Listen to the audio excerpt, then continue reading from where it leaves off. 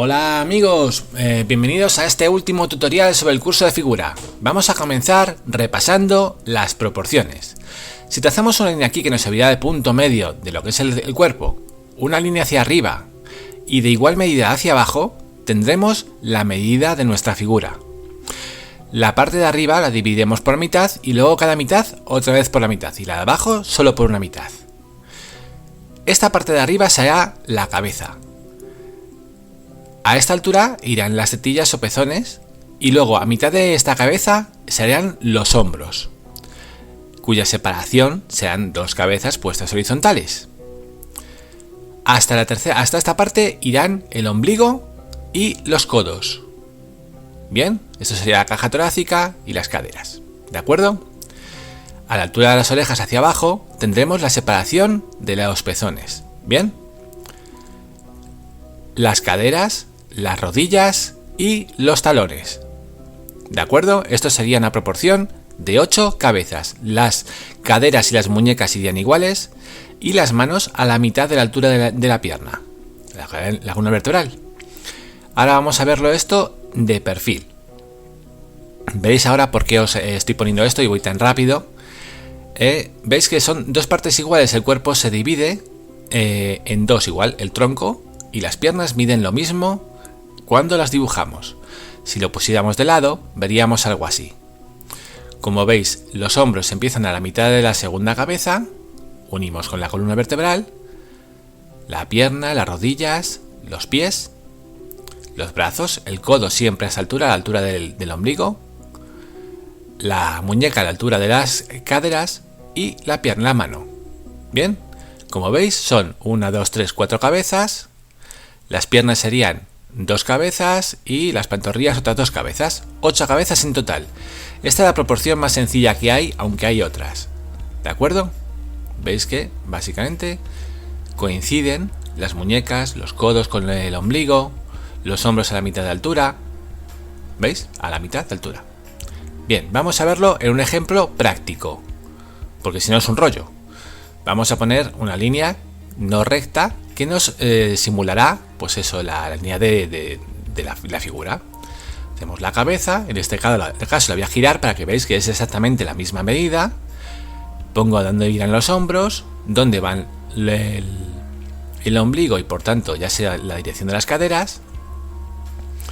Y como veis, la rodilla, el pie, otra pierna, y así poco a poco vamos construyendo nuestra figura con estas medidas que os he dado antes, es decir, las 8 cabezas. Veis que una vez que ya sé de dónde tienen que ir los pezones, me es muy sencillo hacer el pecho de esta chica.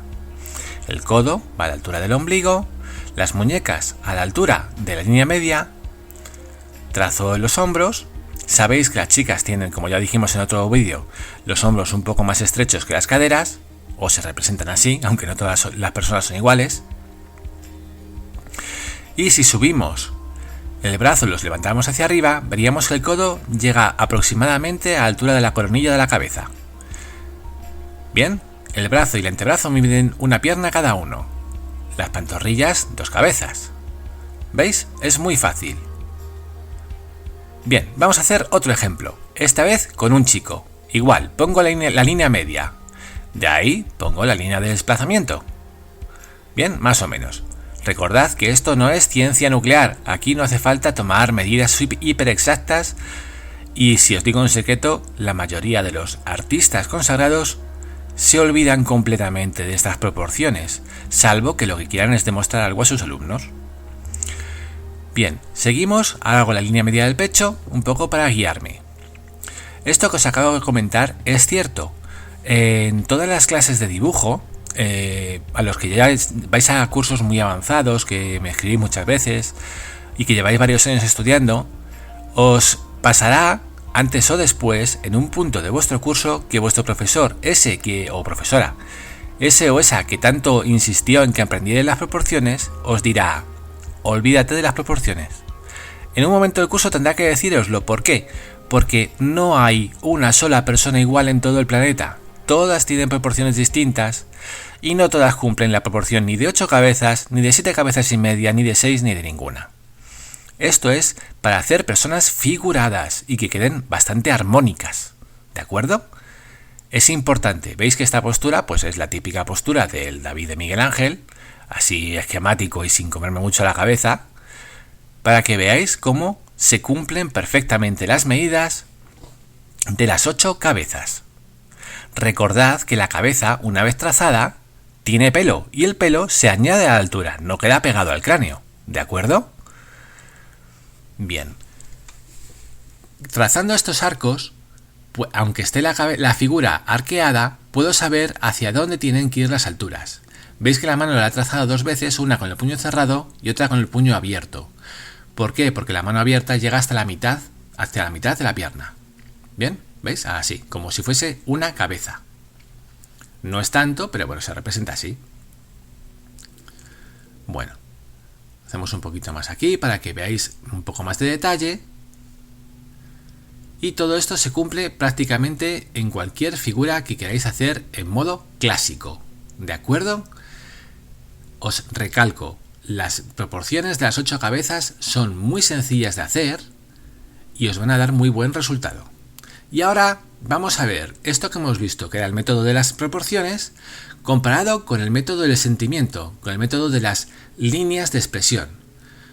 Como sabéis, y habéis visto en varios tutoriales, ahora estoy haciendo líneas que demarcan un poco la trayectoria y la vitalidad de la figura que voy a hacer. Como esta figura tiene varias partes que no son humanas, ahora veréis por qué, también he hecho otras líneas para demarcarlo. Marco las líneas de los brazos una vez que tengo un poco el desplazamiento hecho y poco a poco voy haciendo detalles.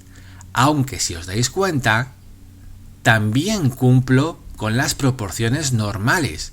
Por ejemplo, el brazo y antebrazo de la chica tienen exactamente o muy parecida a la medida de su cabeza.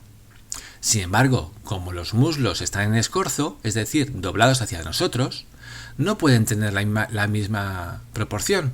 La pantorrilla, no obstante, que sí que están horizontales desde nuestro punto de vista, ha de cumplir la proporción de 2 cabezas. Esto que estoy haciendo aquí, efectivamente, son alas. Muy sencillas de hacer, en este caso son alas de ángel, no son alas de mariposa, y las he hecho en posición que no sean simétricas. ¿Veis? Primero hago las alas exteriores, que son las más grandes y las que se ven más claras, para ya de paso demarcar el límite. Y bueno, voy a empezar ya a demarcar la cabeza, aunque no me voy a extender mucho en detalles con la cara y la cabeza de esta chica, solo lo justo para que veamos que es un ser y que tiene ojos, nariz y boca, etc. Resumiendo, este vídeo es básicamente un resumen de todo el curso que hemos hecho hasta ahora. Este es el último capítulo, el 8º. ¿En qué se basa? Pues bueno, pues hemos visto las proporciones como son, vemos lo importante que son las líneas de desplazamiento y el esbozo, no confundir con el escorzo, antes de hacer la figura, como no siempre medir es la mejor manera, aunque es importante como orientación, pero es mucho o más importante, efectivamente, las líneas de expresión, las curvas. Una vez que estéis contentos con ese esbozo, ya podéis pasar a hacer el dibujo definitivo, que en este caso lo voy a hacer con el rotulador fino para poder borrar y que veáis el resultado de haber hecho este esbozo previo. No me voy a complicar mucho, pero sí quiero que veáis cómo haciendo estas líneas básicas podéis lograr todo tipo de figuras.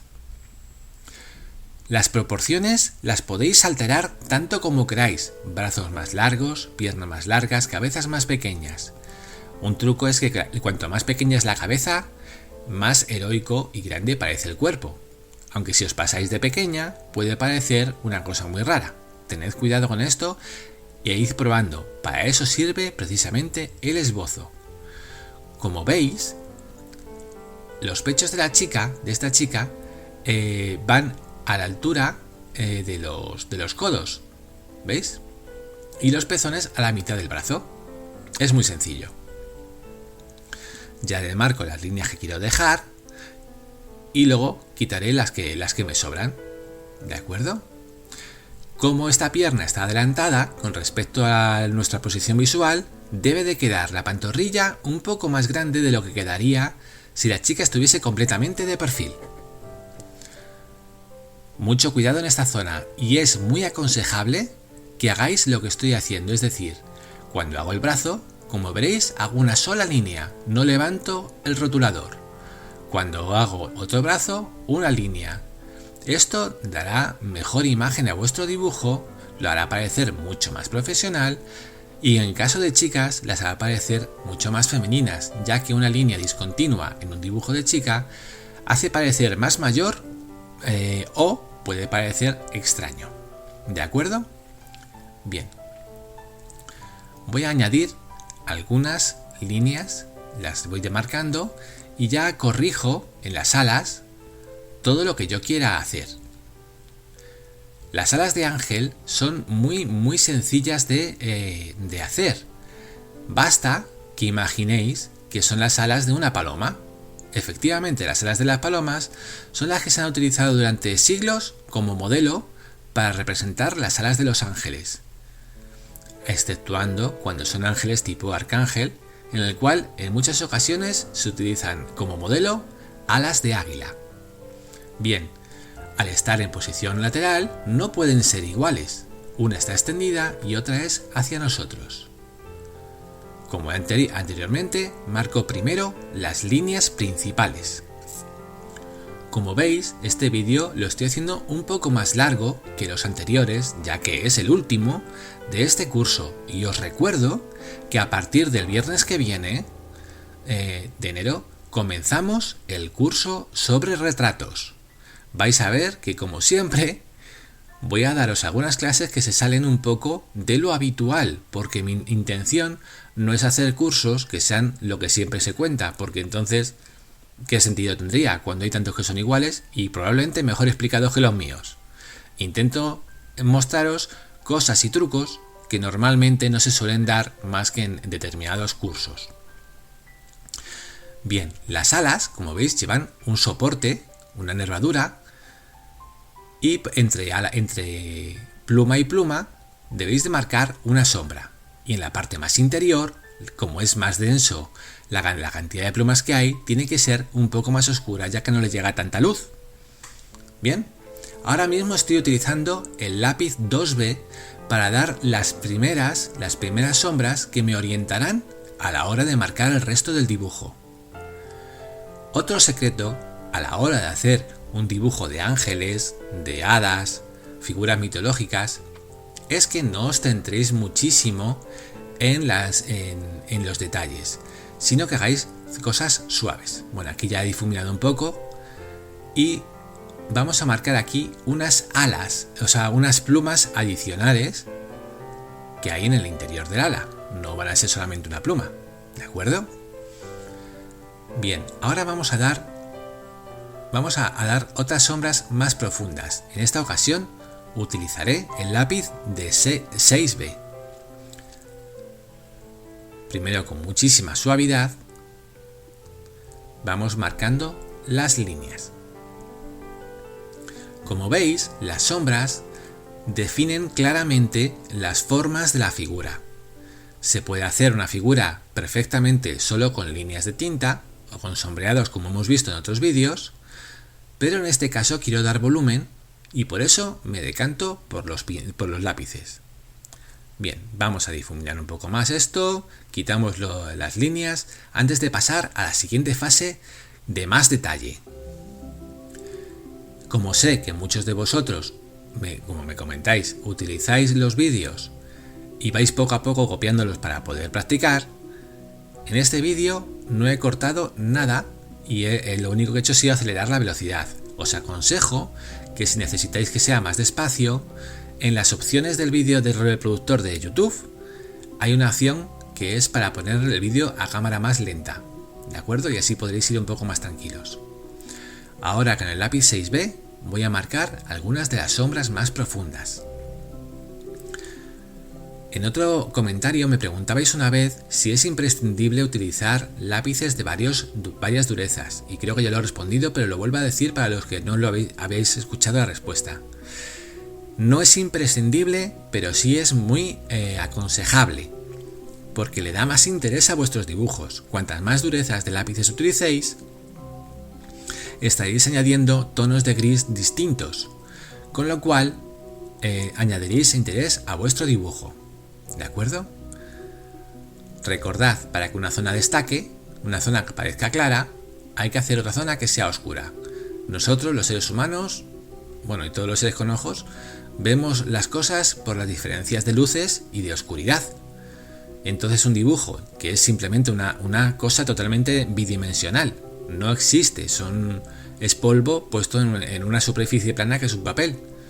Si queremos que parezca algo tridimensional, tenemos que hacer tonos de gris, tonos de negro y tonos de blanco que le sugieran a nuestro cerebro que ahí realmente hay algo que se puede coger y palpar. Para ello, nada mejor que las luces y las sombras. ¿De acuerdo? Bueno, voy a dar un poquito más. Como veis, me estoy extendiendo bastante con los detalles.